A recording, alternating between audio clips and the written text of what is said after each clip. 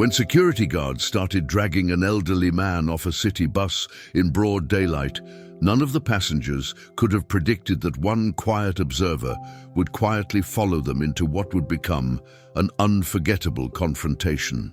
Before we dive into this incredible story, comment below and let us know where you're watching from today.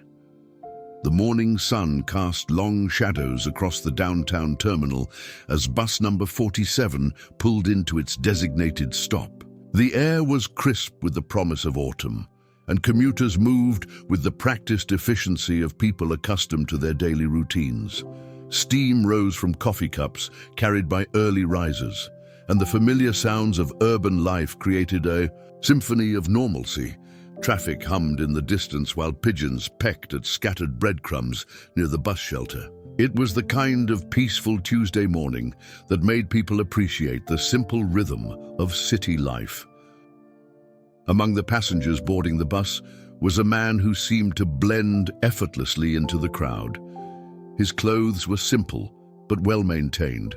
A navy blue jacket over dark jeans, with the kind of comfortable walking shoes worn by someone who understood the value of practicality. There was something in his posture, a quiet alertness that suggested years of observing the world around him, though most people wouldn't notice unless they looked carefully. His eyes held the calm steadiness of someone who had seen much of life and learned to appreciate its quieter moments. The bus filled gradually with its usual mix of passengers. Students with backpacks full of textbooks headed to morning classes, office workers checking their phones for the latest emails, and older residents making their way to medical appointments or shopping trips. The driver, a veteran named Harrison Boone, had been working this route for 15 years and knew many of his regular passengers by sight, if not by name. He nodded politely as people climbed aboard, his weathered hands steady on the wheel as he prepared for another routine journey through the city. Near the back of the bus sat an elderly gentleman who had become a familiar face to many of the regular commuters. Ethan Freeman was 83 years old, with silver hair neatly combed and clothes that spoke of a generation that valued dignity and appearance regardless of circumstances. His hands showed the calluses and gentle tremor of someone who had worked hard throughout his life, and his eyes carried the particular kind of sadness that comes with outliving most of one's contemporaries. He carried a small canvas bag containing his few possessions and wore a thin jacket that had seen better days, but was clean and carefully maintained. The quiet observer took a seat several rows ahead, close enough to notice when trouble began, but far enough away to avoid drawing attention to himself. He had learned long ago that the best way to understand a situation was to watch and listen before acting.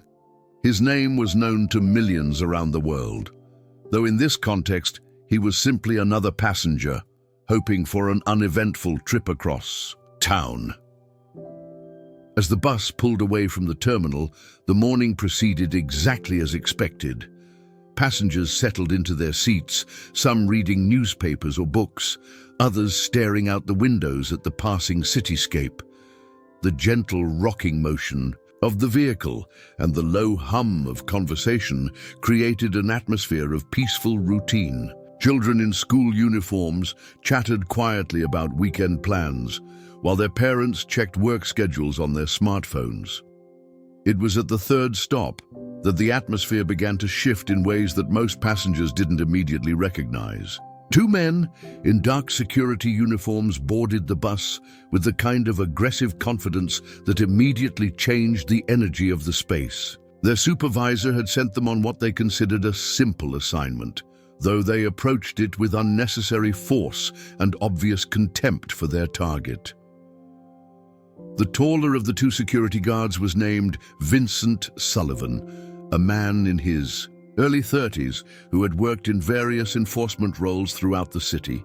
His partner, Logan Turner, was younger and eager to prove himself worthy of more important assignments. Both men carried themselves with the swagger of people who enjoyed having authority over others, particularly those they perceived as unable to fight back. Vincent scanned the bus with predatory eyes until he spotted his target. His voice carried the harsh tone of someone accustomed to being obeyed without question when he announced their presence to the other passengers. The bus driver glanced nervously in his rearview mirror, uncertain about what was happening, but sensing that the peaceful morning was about to be disrupted in ways that would leave everyone uncomfortable. The elderly man in the back continued to sit quietly, unaware that he had become the focus of unwanted attention. He was simply trying to get to his destination, a modest apartment across town where he lived on a fixed income that barely covered his basic needs. His crime, if it could be called that, was nothing more than existing in a space where someone with power had decided he didn't belong. Vincent Sullivan approached with deliberate intimidation, his heavy footsteps echoing through the bus as conversations gradually died away. Other passengers began to sense that something unpleasant was about to unfold, though most had no idea what they were about to witness.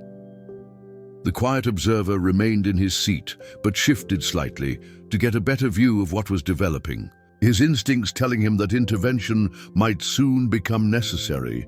When Vincent reached the elderly man's seat, he loomed over him with calculated menace. His voice carried the particular cruelty of someone who enjoyed exercising power over those he deemed beneath him. He demanded to see identification and proof of payment for the bus fare, though the old man had clearly paid like everyone else. Logan Turner positioned himself to block any potential escape route, though the elderly gentleman showed no signs of wanting to flee. The bus driver, Harrison Boone, found himself in an impossible position. He had no authority to challenge the security guards, but he could see that their treatment of the elderly passenger was unnecessarily harsh and potentially illegal. Other passengers began to murmur amongst themselves, uncomfortable with what they were witnessing but uncertain about whether they should intervene or simply mind their own business. Ethan Freeman responded to the guard's demands with the patient dignity of someone who had faced discrimination and harassment many times throughout his life. He produced his bus pass and identification, speaking in the quiet voice of a man who understood that compliance was often the safest course of action when dealing with hostile authority figures.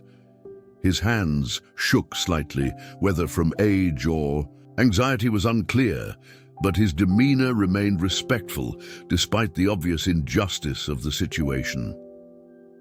The quiet observer found himself studying not just the confrontation itself, but the reactions of the other passengers. He saw fear in some faces, anger in others, and resignation in many. It was a microcosm of how society often responds to injustice when it unfolds in public spaces, with most people hoping that someone else will take responsibility for addressing what everyone knows is wrong. Vincent Sullivan was clearly unsatisfied with the elderly man's compliance. He seemed determined to escalate the situation regardless of whether there was any legitimate reason to do so. His accusations became more aggressive and less rational, suggesting that Ethan Freeman was somehow causing trouble simply by existing on the bus. Logan Turner nodded along with his partner's increasingly hostile rhetoric, eager to demonstrate his loyalty to the senior guard. The atmosphere in the bus had transformed completely from the peaceful morning routine that had characterized the beginning of the journey. Passengers who had been relaxed and comfortable now sat rigid in their seats, some pulling out their phones to record what they suspected might become a serious incident. The driver continued to navigate through traffic while desperately hoping that the situation would resolve itself without requiring him to make difficult decisions about when and how to intervene. As the confrontation intensified, the quiet observer made a decision that would change the trajectory of everyone's morning. He rose from his seat with the fluid motion of someone accustomed to taking action when action was required. There was nothing theatrical about his movement, no dramatic gestures or raised voice.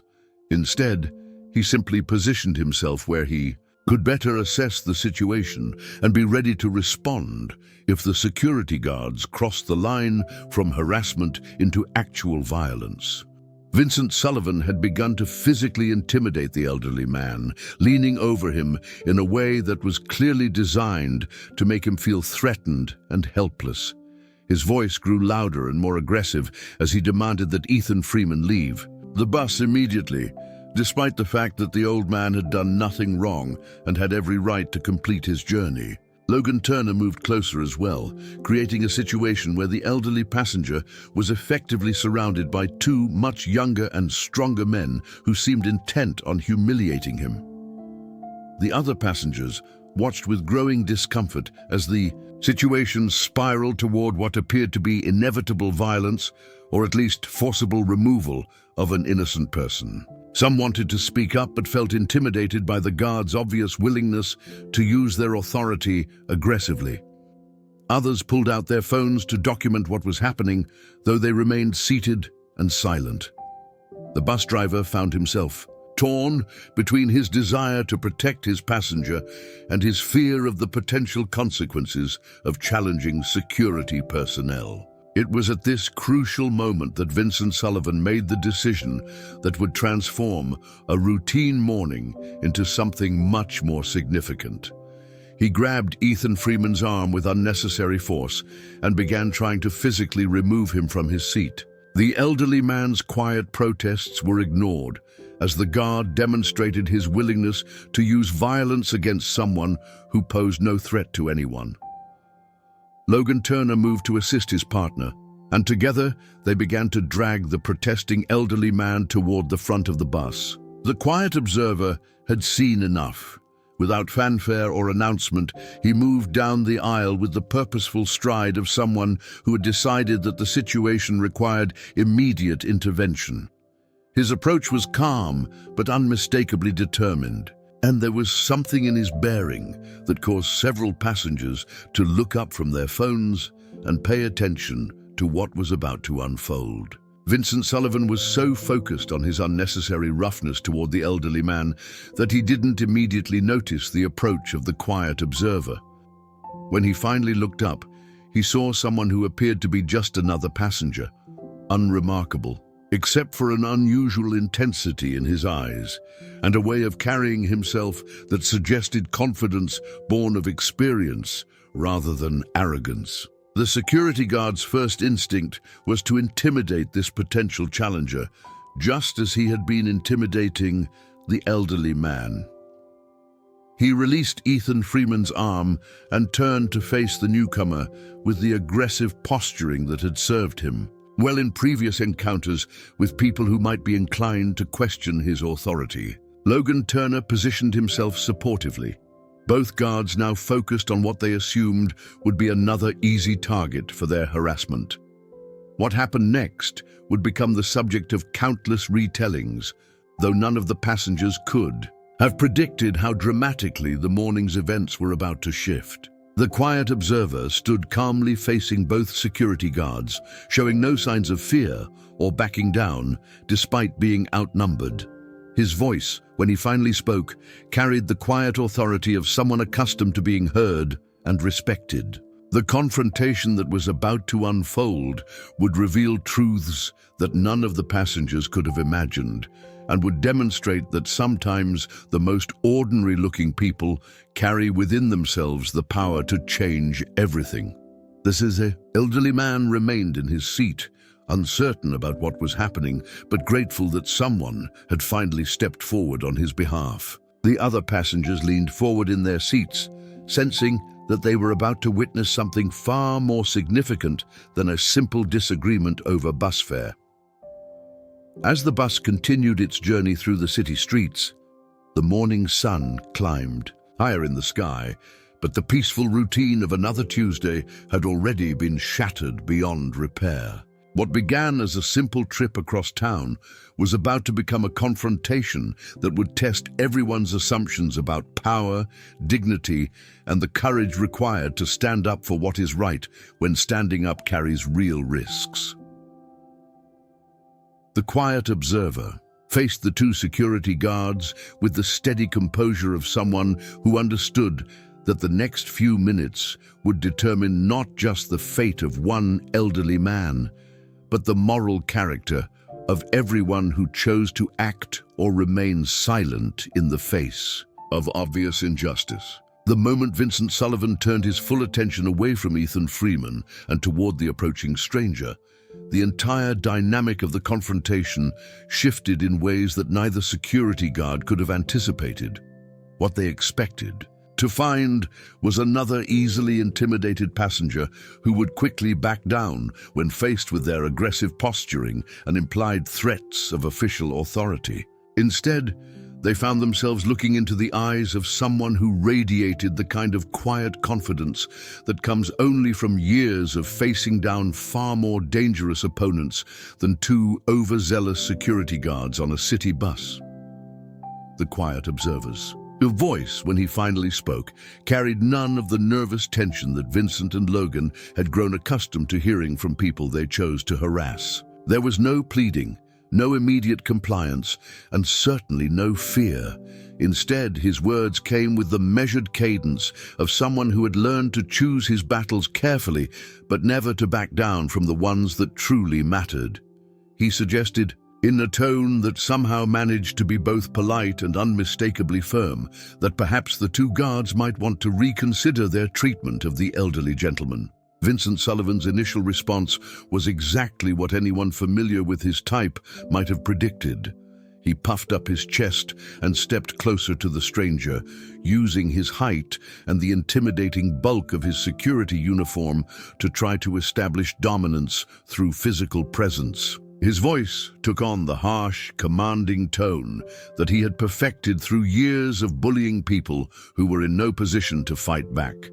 He demanded to know who this passenger thought he was to interfere with official business, though anyone with actual understanding of legal authority would have recognized immediately that nothing about this situation qualified as legitimate official business. Logan Turner, eager to support his partner and demonstrate his own toughness, moved to flank the quiet observer from the other side. The two guards had used this intimidation tactic countless times before, surrounding their targets and using their numerical advantage to make resistance seem futile. They had learned that most people, when faced with two aggressive men in uniforms, would quickly apologize and retreat, rather than risk escalating the confrontation into something that might have serious consequences. But the stranger showed no signs of intimidation or retreat. Instead, he maintained his calm demeanor while positioning himself in a way that suggested he was entirely comfortable with the idea that this confrontation might become physical. There was nothing overtly threatening about his stance, but something in his bearing made it clear that he had no intention of backing down simply because he was outnumbered. His eyes remained fixed on Vincent Sullivan with the steady gaze of someone who had faced down far more serious threats than an overgrown bully with a fake badge. The other passengers found themselves witnessing something unprecedented in their ordinary commuting experience. Instead of the usual dynamic where aggressive authority figures faced down helpless victims, they were seeing someone who refused to be intimidated despite having no apparent official status or special protection. Several people began pulling out their phones to record what was happening, sensing that they might be about to witness something that would be worth sharing with the world. Aria Hawkins, a college student on her way to morning classes, found herself leaning forward in her seat as she watched the confrontation unfold. She had seen Vincent Sullivan harassing passengers before and had always felt guilty about not speaking up, but like most people, she had convinced herself that it wasn't her place to get involved in situations that might put her own safety at risk. Now she was watching someone who seemed entirely unafraid to do exactly what she had always wished she had the courage to do. Emma Castro, a nurse heading home after a long night shift at the hospital, recognized the look in the quiet observer's eyes. She had seen that same combination of alertness and controlled determination in doctors who had to make life or death decisions under pressure. There was something about his presence that suggested professional competence and the kind of training that came from dealing with crisis situations on a regular basis. Harrison Boone, the bus driver, found himself caught between relief that someone was finally standing up to the security guards and anxiety about what might happen if the situation escalated beyond his ability to control it. He had been driving city buses for 15 years and had seen his share of confrontations, but there was something different about this one. The stranger facing down Vincent and Logan carried himself like someone who knew exactly what he was doing, which was either very good news or potentially very bad news, depending on how the guards chose to respond. Vincent Sullivan had built his career on the assumption that people would always choose to avoid confrontation rather than risk the consequences of challenging authority, even when that authority was illegitimate or abused. He had never learned how to handle situations where his targets refused to be intimidated, primarily because such situations had been rare in his experience. His response to the quiet observer's calm defiance was to escalate his aggression even further, raising his voice and moving closer in an attempt to force a confrontation that would allow him to demonstrate his power. The stranger's response was to remain perfectly still and speak even more quietly than before.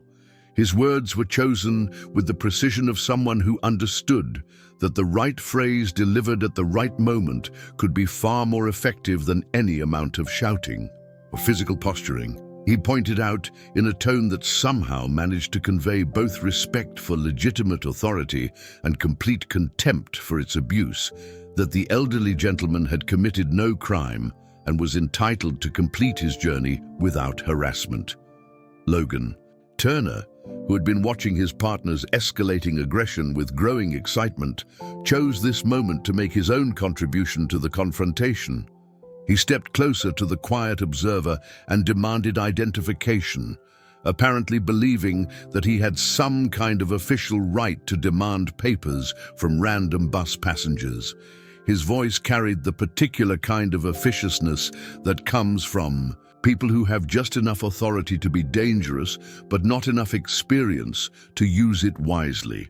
What happened next would later be described by witnesses as one of the most quietly devastating responses they had ever seen to an illegitimate demand.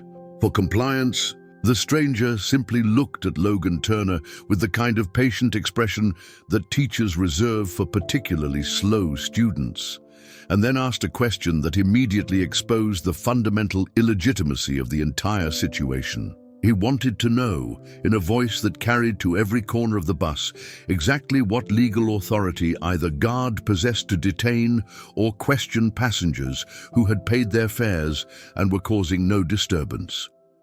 The question hung in the air, like a challenge that neither Vincent nor Logan was prepared to answer.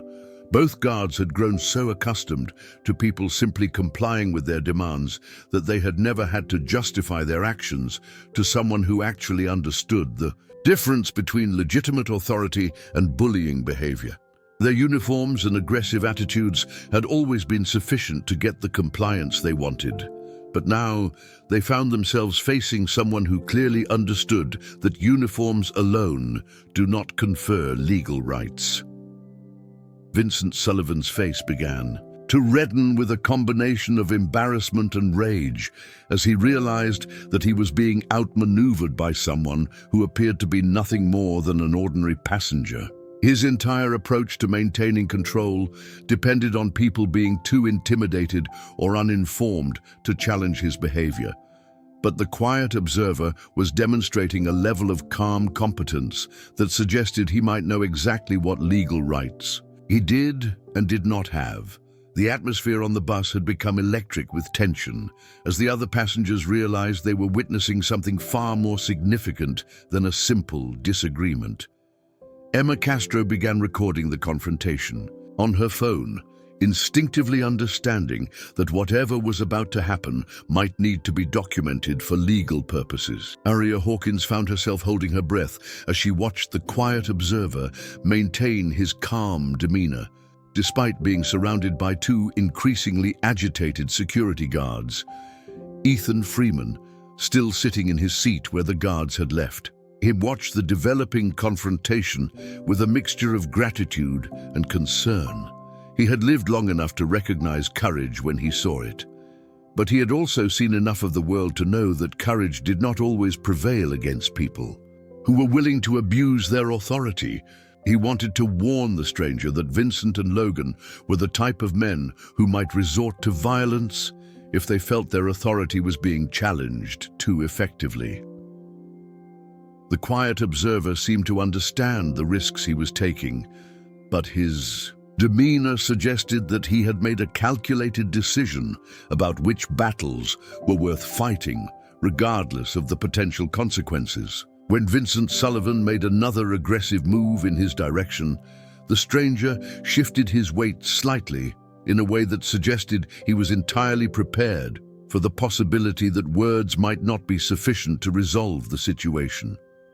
It was at this crucial moment that Logan Turner made the mistake that would change everything about how the confrontation was perceived by everyone present. Frustrated by his inability to intimidate the quiet observer, and embarrassed by the stranger's calm dismantling of their authority, he reached for the radio on his belt and began speaking in an official-sounding voice about requesting backup to deal with what he described as an uncooperative passenger who was interfering with a security operation.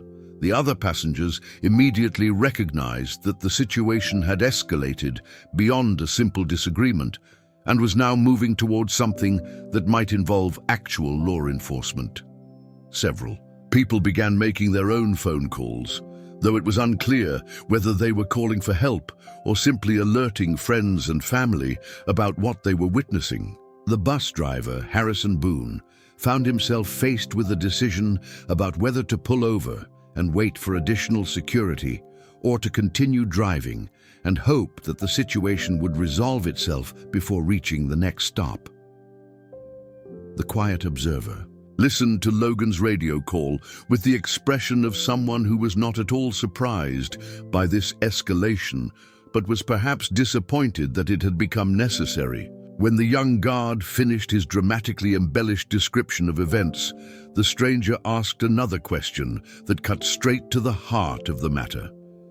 He wanted to know exactly what crime or violation Logan believed he was reporting, and whether the guard was prepared to make those accusations under oath in front of witnesses. Vincent Sullivan realized that his partner had potentially made a serious tactical error by involving official channels in what was essentially a harassment operation with no legitimate legal basis. If real law enforcement officers responded to Logan's call and began asking serious questions about what exactly was happening and why, both guards might find themselves in the uncomfortable position of having to justify their behavior to people who actually understood the law. The quiet observer seemed to understand exactly what was going through Vincent's mind, and his slight smile suggested that he was entirely comfortable with the prospect of explaining his actions to legitimate authorities. There was something in his confidence that made it clear he had no fear of official scrutiny, which was more than could be said for the two security guards who had initiated this entire confrontation without any legitimate cause. As the bus continued through the city streets, the morning sun climbed higher in the sky, but the peaceful routine of another Tuesday had been transformed into something far more complex and potentially dangerous.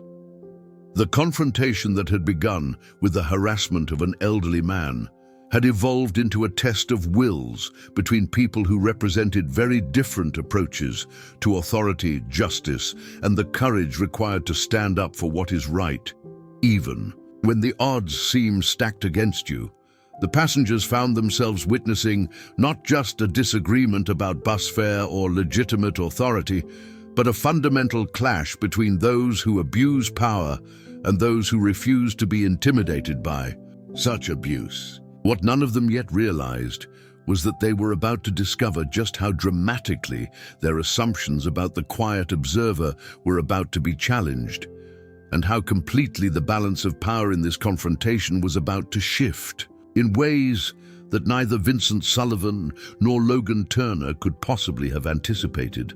The sound of approaching sirens in the distance might have been coincidental, but Logan Turner's face lit up with vindictive satisfaction as he assumed that backup was already responding to his radio call. He exchanged a meaningful glance with Vincent Sullivan, both guards believing that they were about to demonstrate their authority in front of all the passengers who had witnessed their confrontation with the quiet stranger. What they failed to recognize was that the approaching sound would indeed bring resolution to their confrontation, but not in the way either of them expected.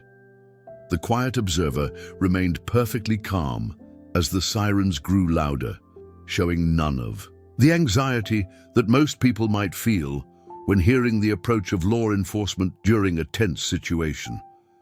Instead, he seemed almost amused by Logan's obvious satisfaction, as if he knew something about what was about to unfold that the security guards could not possibly anticipate. His slight smile suggested that he was entirely comfortable with the prospect of official intervention, which should have been the first warning sign that Vincent and Logan had seriously misjudged their opponent. Harrison Boone, the bus driver, made the decision to pull over at the next stop as the sirens grew closer, assuming that the responding officers would want to board the bus and sort out whatever was happening between the security guards and the passenger who had challenged them. He had been hoping throughout the entire confrontation that somehow the situation would resolve itself without requiring outside intervention.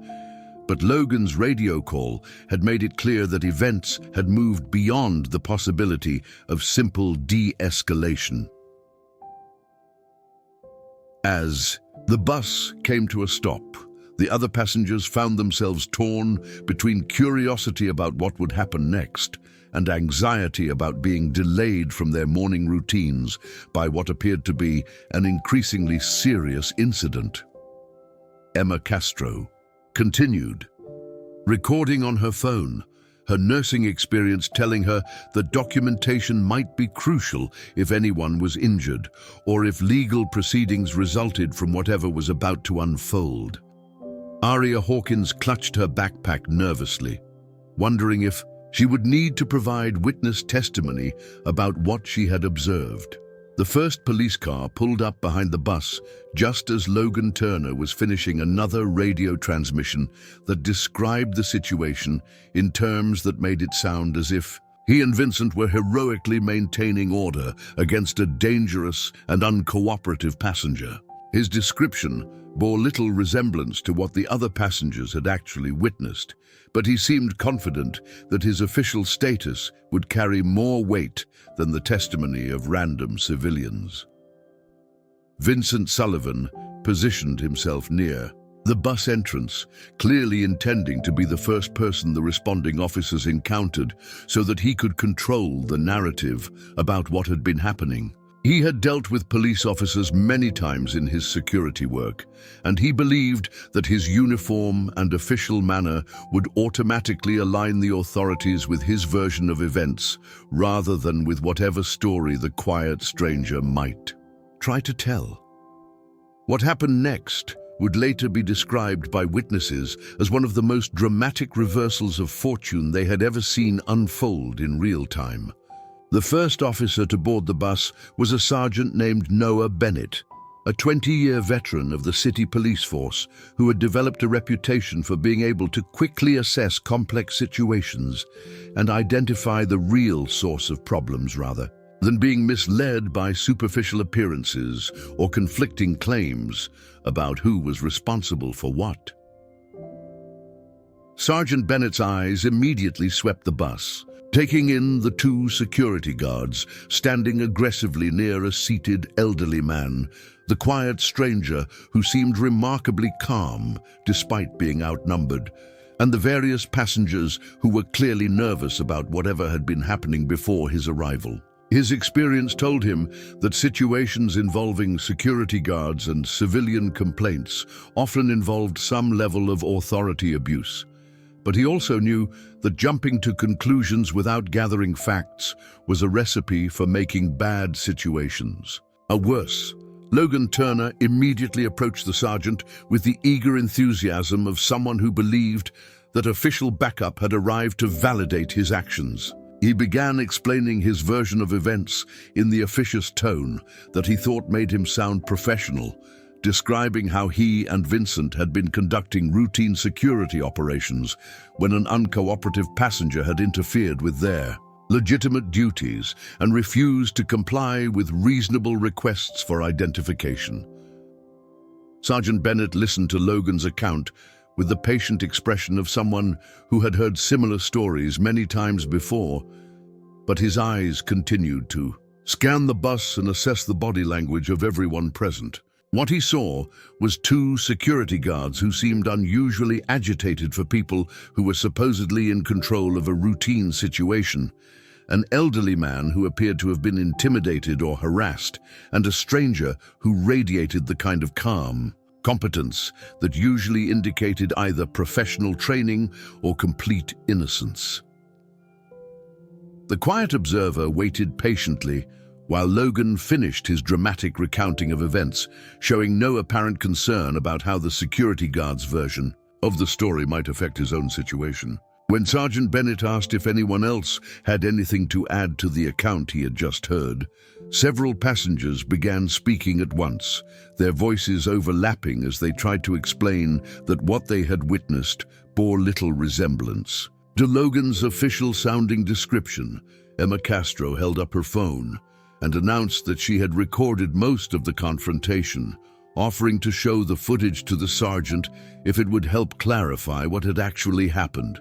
Area Hawkins found her voice and began describing how the security guards had been harassing the elderly man for no apparent reason before the quiet stranger had stepped in to defend him. Other passengers chimed in with their own observations, painting a picture that was dramatically different from the one Logan Turner had presented. Vincent Sullivan began to realize that the situation was not developing as he had expected, but his response was to double down on his aggressive approach, rather than to reconsider his actions. He interrupted the passengers' accounts to insist that they were mistaken about what they had seen, and that he and Logan had been operating within their authority when they attempted to remove what he described as a disruptive passenger who had been causing problems for other riders. It was at this moment that Sergeant Bennett made a decision that would completely transform the dynamic of the entire situation.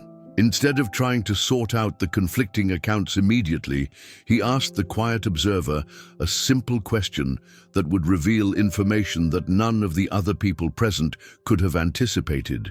He wanted to know the stranger's name and whether he had any identification that might help clarify his role in what had been happening. The quiet stranger reached calmly into his jacket pocket and produced a wallet, from which he extracted what appeared to be a standard driver's license. But when he handed the identification to Sergeant Bennett, the officer's expression changed in a way that immediately caught the attention of everyone who was watching closely enough to notice. The sergeant's eyes widened slightly, and then he looked from the identification back to the quiet observer with an expression that combined surprise, recognition, and something that might have been respect.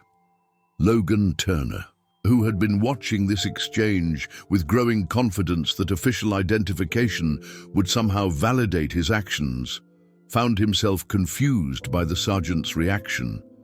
He had expected either to see some kind of criminal record that would justify his treatment of the stranger, or to discover that the man was exactly the nobody that he appeared to be. What he had not expected was to see a police sergeant's demeanor shift so dramatically upon learning the identity of someone who had seemed like just another bus passenger.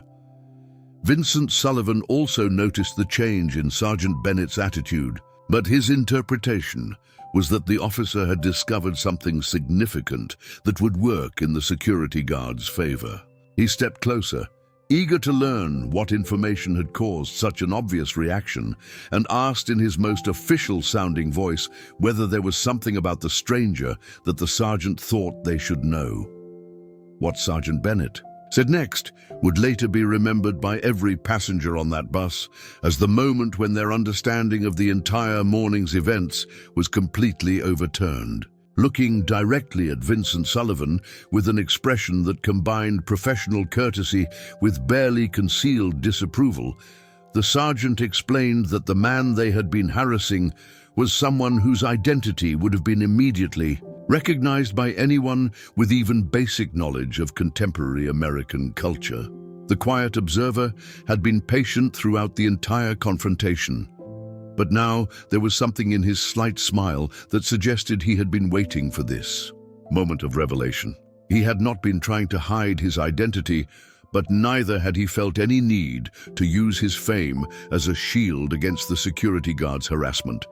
Now that the truth was emerging, he seemed content to let events unfold naturally rather than trying to control how others reacted to learning who he really was.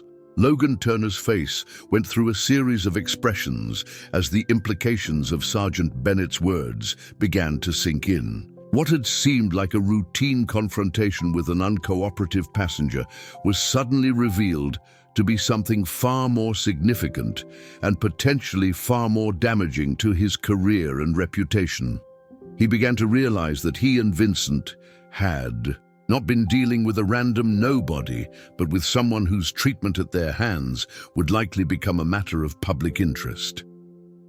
The other passengers reacted with a mixture of shock, excitement, and retrospective understanding as they realized they had been witnessing something far more significant than a simple disagreement about bus fare. Emma Castro looked down at her phone and realized that she had recorded what might become a viral video of a major celebrity being harassed by overzealous security guards. Aria Hawkins found herself starstruck despite the serious nature of what had been happening, while simultaneously feeling proud that she had witnessed someone famous standing up for an elderly man who was being mistreated.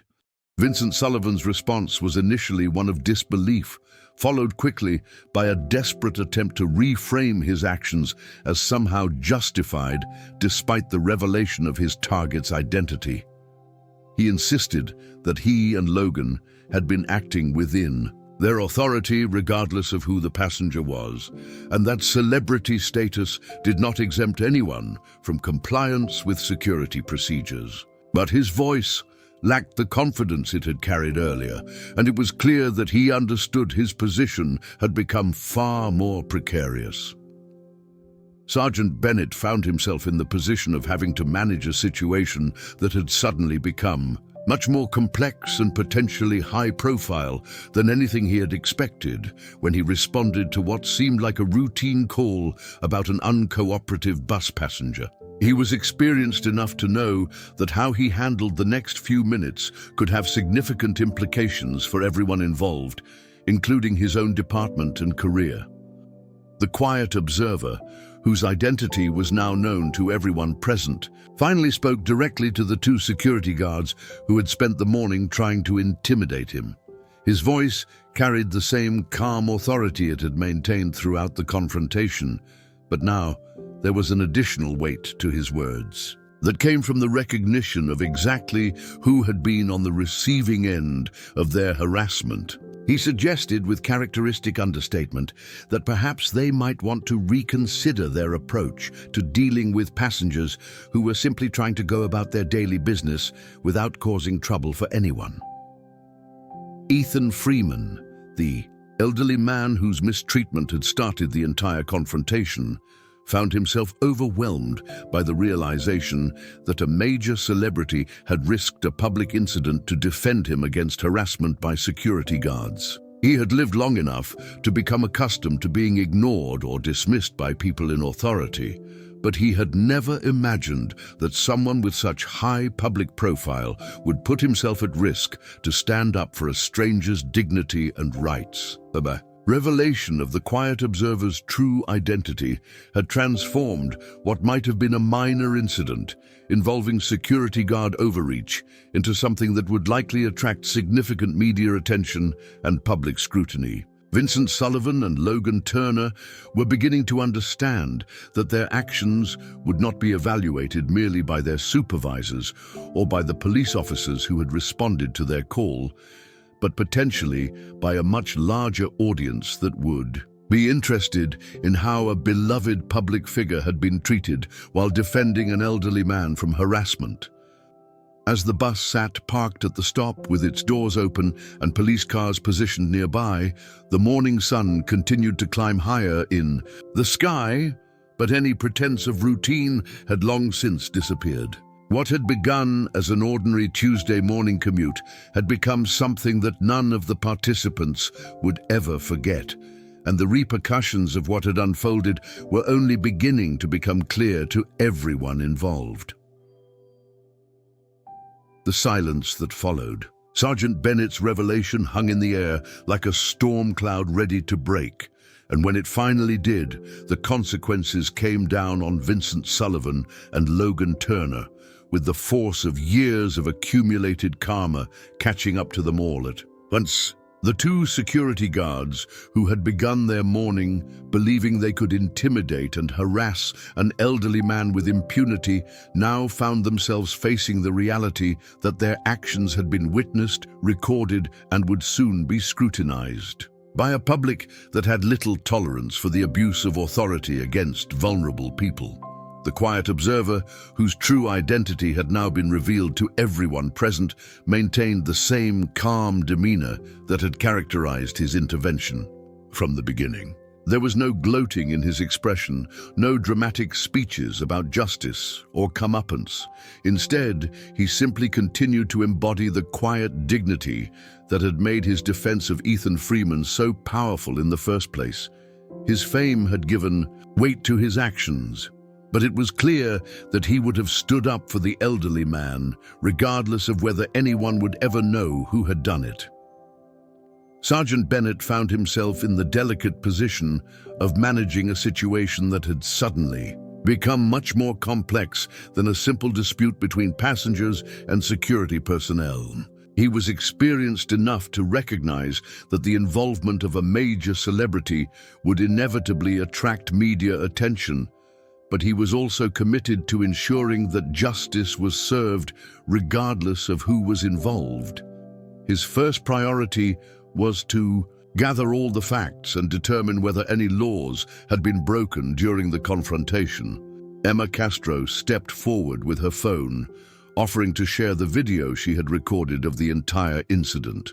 Her footage clearly showed Vincent Sullivan and Logan Turner harassing Ethan Freeman without justification, forcibly removing him from his seat despite his compliance with all legitimate requests, and then attempting to intimidate the celebrity who had intervened on the elderly man's behalf. The video evidence made it impossible for the security guards to maintain their claim that they had been acting within their authority. Aria Hawkins found her voice and began providing her account of what she had witnessed, her words tumbling out as she described how the security guards had targeted the elderly man for no apparent reason other than their perception that he was vulnerable and unlikely to fight back. Other passengers chimed in with their own observations, creating a chorus of testimony that painted a clear picture of harassment and abuse of authority. Logan Turner's face had gone pale as the full implications of his situation began to sink in.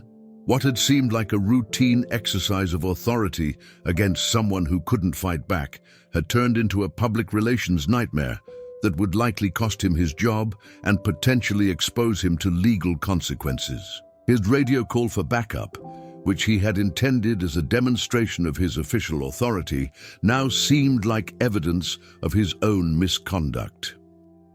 Vincent Sullivan attempted one last desperate effort to salvage the situation by insisting that he and Logan had been following proper procedures and that the celebrity's intervention had been unnecessary and disruptive. But his words rang hollow in the face of multiple witness accounts and video evidence that clearly showed their harassment of an innocent elderly man.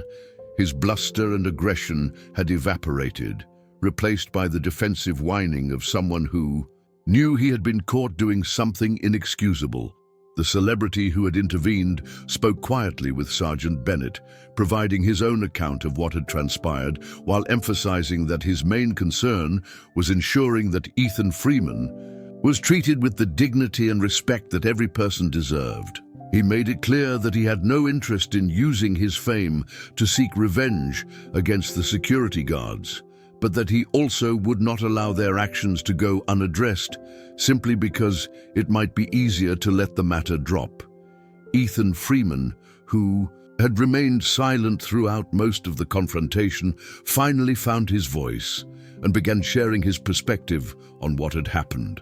His words carried the weight of someone who had faced discrimination and harassment many times throughout his life, but who had rarely seen anyone with power or influence step forward to defend him. His gratitude toward the celebrity was obvious, but so was his recognition that this incident was part of a larger pattern of how vulnerable people were often treated by those who believed they could act with impunity.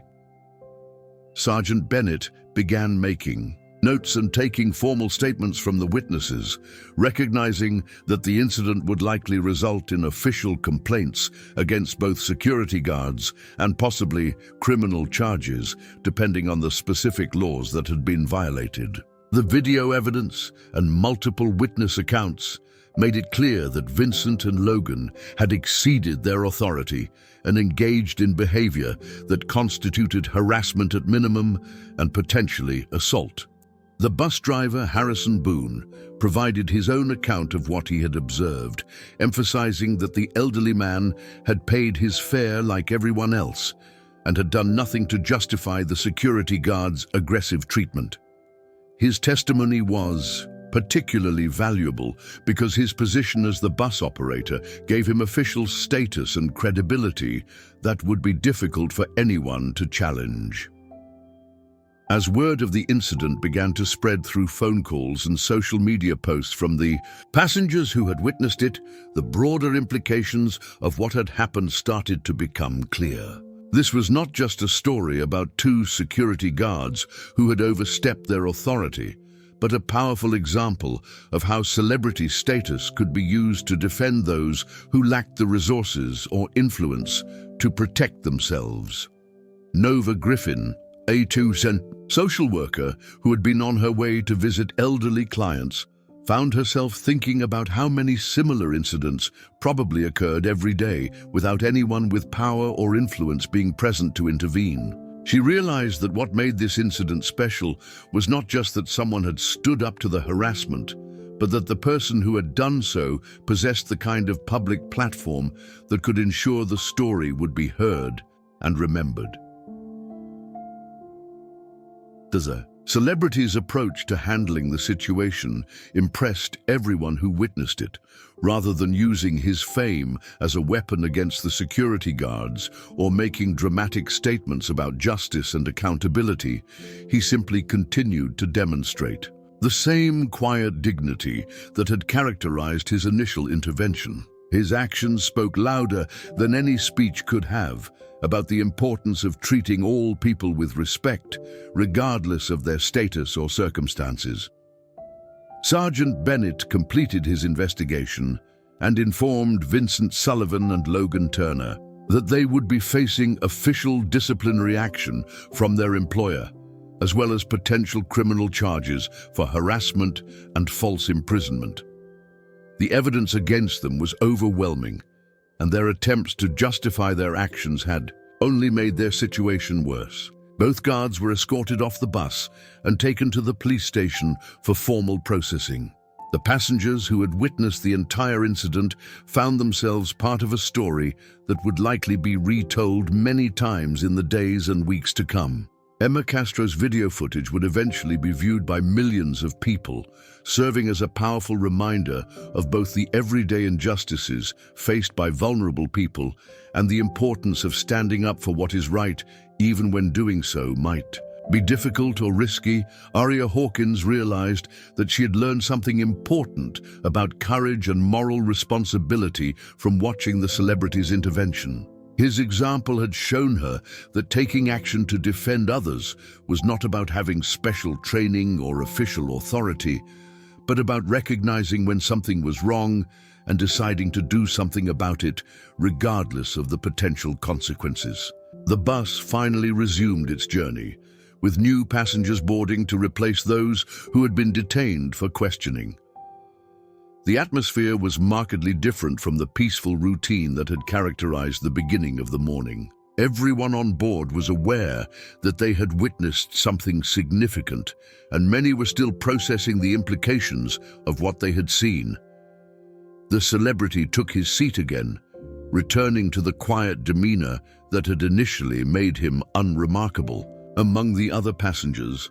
But now his presence carried additional weight, not because of his fame, but because of the courage and principle he had demonstrated when faced with injustice. His actions had shown that true leadership was not about commanding attention or asserting dominance, but about using whatever influence you possessed to protect those who needed protection.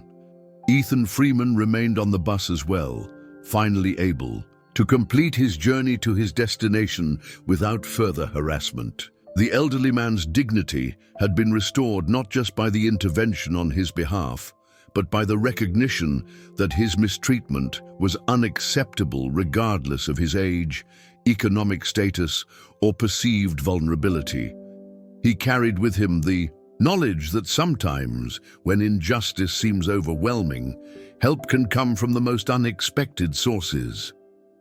The incident would eventually lead to significant changes in how security personnel were trained and supervised throughout the city's public transportation system. Vincent Sullivan and Logan Turner's employer was forced to implement new policies and procedures designed to prevent similar abuses of authority, and both guards faced consequences that would serve as a warning to others who might be tempted to use their positions to harass innocent people.